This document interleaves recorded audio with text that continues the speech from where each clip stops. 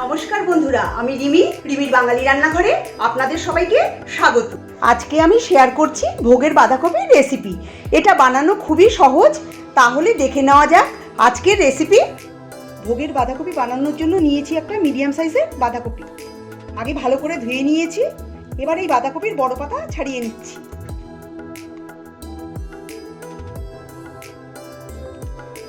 সব বড় পাতা ছাড়িয়ে নিয়েছি। এবার বাঁধাকপিটাকে কেটে নেব। বন্ধুরা, বাঁধাকপি আমি ঝিরিঝিরি করে কেটে নিয়েছি। বাঁধাকপি কেটে নেওয়ার পর আমি আবারও একবার জল দিয়ে ধুয়ে জল ঝরিয়ে রেখে দিয়েছি। বাঁধাকপি বানানোর জন্য আর যা যা উপকরণ নিয়েছি, 3টে মিডিয়াম সাইজের আলুগুলোকে আমি এরকম ডুমো ডুমো বড় বড় করে কেটে নিয়েছি। 2টো মিডিয়াম সাইজের টমেটোটাকেও আমি বড় বড় টুকরো করে কেটে নিয়েছি।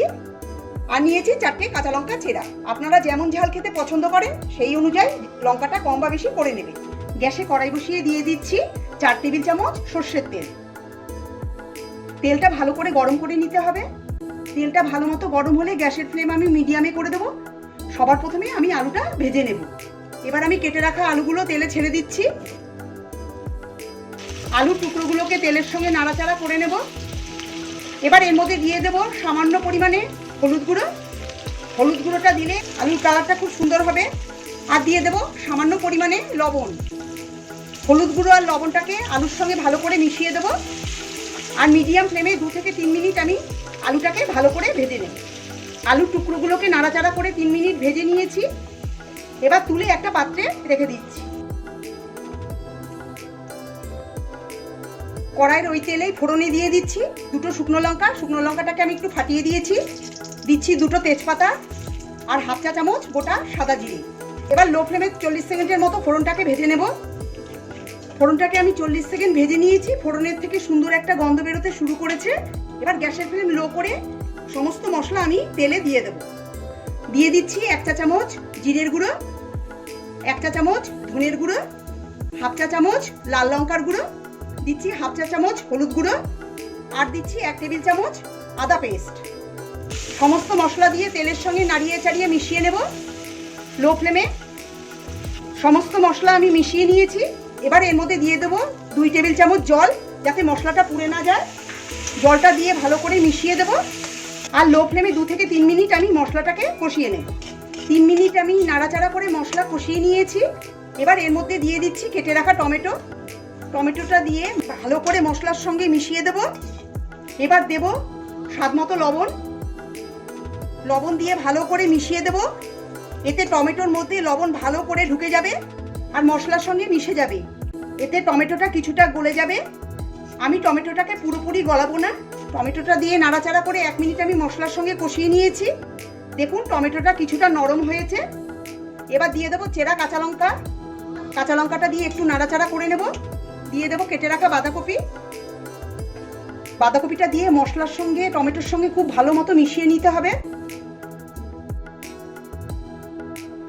বাঁধাকপি দিয়ে মশলার সঙ্গে টমেটোর সঙ্গে খুব ভালো মতো মিশিয়ে নিয়েছি। এবার 2 থেকে 3 মিনিট মিডিয়াম ফ্লেমে মশলার সঙ্গে বাঁধাকপি ভালো মতো কষিয়ে নেব। 3 মিনিট আমি মিডিয়াম ফ্লেমে বাঁধাকপি কষিয়ে নিয়েছি। দেখুন বাঁধাকপির থেকে অনেকটাই জল বেরিয়েছে। বাঁধাকপির মধ্যে আমি জলের ব্যবহার করব না। লবণ দেওয়ার ফলে টমেটো আর বাঁধাকপির থেকে যা জল বেরোবে তাতেই এটা রান্না হয়ে যাবে। এবার আমি এর মধ্যে দিয়ে দেবো ভেজে রাখা আলুর টুকরোগুলো দিয়ে ভালো করে বাঁধাকপির সঙ্গে মশলার সঙ্গে মিশিয়ে নেব। আর মিডিয়াম ফ্লেমে 1 থেকে 2 মিনিট আমি আলু আর বাঁধাকপি কষিয়ে নেব।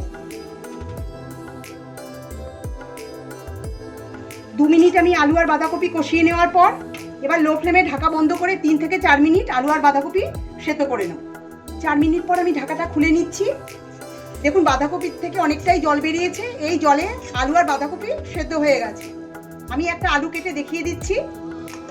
দেখুন আলুটা সেদ্ধ হয়ে গেছে, বাঁধাকপিও সেদ্ধ হয়ে গেছে। এবার আমি গ্যাসের ফ্লেম মিডিয়ামে করে দিচ্ছি। এবার এই বাঁধাকপির জলটাকে পুরো শুকিয়ে নিতে হবে, না হলে খেতে ভালো লাগবে না। নাড়াচাড়া করে এই জলটাকে শুকিয়ে ফেলতে হবে। আমি 2 মিনিট সময় ধরে মিডিয়াম ফ্লেমে বাঁধাকপিটাকে নাড়িয়ে চাড়িয়ে জলটা শুকিয়ে নিয়েছি। এবার এর মধ্যে দিয়ে দিচ্ছি 1.5 চা চামচ চিনি। নিরামিষ রান্নাতে চিনি দিলে স্বাদটা খুব ভালো হয়। আর বাঁধাকপি একটু মিষ্টি মিষ্টি খেতে ভালোই লাগে। চিনিটা দিয়ে ভালো করে মিশিয়ে দিতে হবে। আমার আজকের এই রেসিপি আপনাদের কাছে কেমন লাগলো অবশ্যই জানাবেন। যদি ভালো লাগে তাহলে আপনারা বাড়িতে অবশ্যই একবার ট্রাই করে দেখতে পারেন। আশা করি আপনাদের ভালো লাগবে। আমার চ্যানেলে নতুন বন্ধু হয়ে থাকলে চ্যানেলটাকে সাবস্ক্রাইব করে নেওয়ার অনুরোধ রইল। পাশে থাকা বেল আইকনটা অবশ্যই প্রেস করে দেবেন, তাহলে আমি চ্যানেলে যখনই কোনো নতুন রেসিপি আপলোড করব আপনাদের কাছে খুব তাড়াতাড়ি পৌঁছে যাবে। আমার চ্যানেলে অন্যান্য বাঁধাকপির রেসিপি দেখতে হলে ডেসক্রিপশন বক্সের লিঙ্কে ক্লিক করুন। খিচুড়ি বা লুচি যে কোনো কিছুর সাথে এই ভোগের বাঁধাকপি বানিয়ে মা সরস্বতীকে ভোগ হিসেবে নিবেদন করতে পারেন। চিনিটা দিয়ে ভালো করে মিশিয়ে নিয়েছি। এদিকে জলটাও পুরোপুরি শুকিয়ে গেছে। সবার শেষে দিয়ে দেবো হাফ চা চামচ গরম মশলার গুঁড়ো আর দেবো 1 চা চামচ ঘি। ঘি আর গরম মশলা দিয়ে খুব ভালো করে মিশিয়ে দিতে হবে। ঘি আর গরম মশলা দিয়ে ভালো করে মিশিয়ে নিয়েছি। গ্যাস আমি বন্ধ করে দিচ্ছি। ঢাকা বন্ধ করে 1 থেকে 2 মিনিট রেখে দেবো। তারপরে আমি ভোগের জন্য বেড়ে নেব।